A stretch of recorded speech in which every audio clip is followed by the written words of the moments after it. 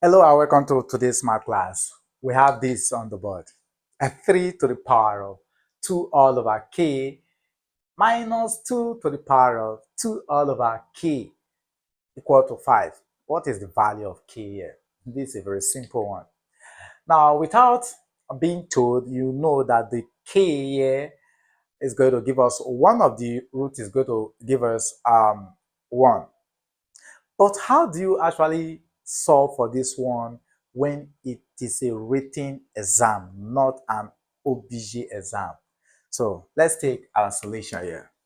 So we have solution. Okay, look at our equation here. We have 3 to the power of 2 all over k, then minus 2 to the power of 2 all over k equal to our 5, right? Good.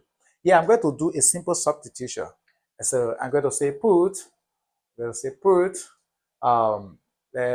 2 all over k to be equal to, let's say, y here. Because what we have here and what we have here are the same. Okay, so our original equation now becomes our 3 to the power of y, then minus 2 to the power of y equal to our 5. Now, here comes the trick we are going to apply in solving this simple challenge here now.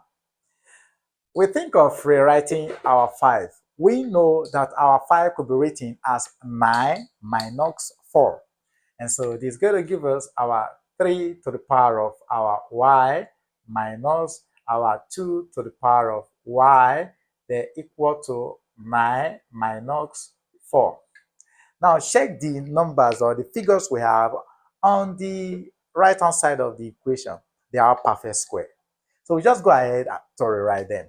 And so we're going to have our 3 to the power of y, then minus 2 to the power of y equal to our 3 to the power of 2 minus our 2 to the power of 2.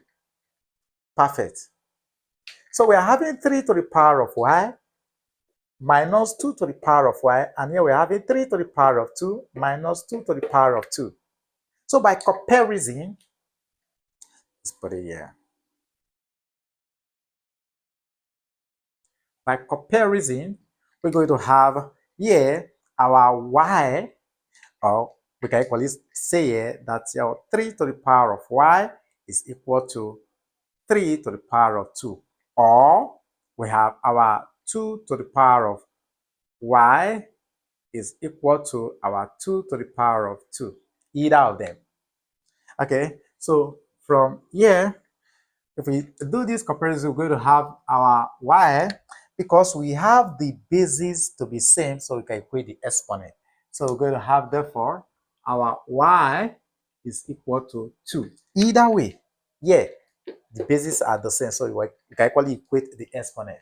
So if we have y to be 2, then we now look again. We recall where we said put 2 all over k is equals to y. So we now call it and say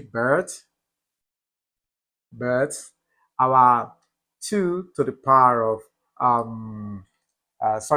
all over k is equal to our y. So our y is 2, so we have 2 all over k is equals to 2. This is all over 1. Multiply both sides of the equation by k. So we're going to have 2 all over k times k equal to our 2 all over 1 times k. So this is going to give us here 1, 1, and we have 2 is equals to 2k. Divided by 2. And so we're going to have this all over 2, we're going to have this all over 2. Cancel, we have 1 all over 1 here. So therefore, we're going to have our k is equal to 1. So if I decide to put 1 into the original equation, in fact, let's just do a simple verification. So let's take a check here. So we have here a check. We have 3 to the power of 2 all over k minus 2 to the power of 2 all over k equal to our 5. So wherever we see k, we are putting 1 there. So we have 3 to the power of 2 all over 1 minus 2 to the power of 2 all over 1 equal to our 5. So everything here, this will give us 2. So we have 3 to the power of 2 minus 2 to the power of 2 equal to 5. And so if we simplify this, 3 to the power of 2 will give us 9. So we have 9 minus our 4 equals to 5. And so 9 minus 4 gives us what? 5 equal to our 5. Although we still have other roots that will come from the imaginary word or imaginary number, imaginary set of number that will equally satisfy this equation. But here we are told that x belongs to a set of real numbers. So this is how you solve and verify challenges of this kind. Thank you for being there. See you in our next video.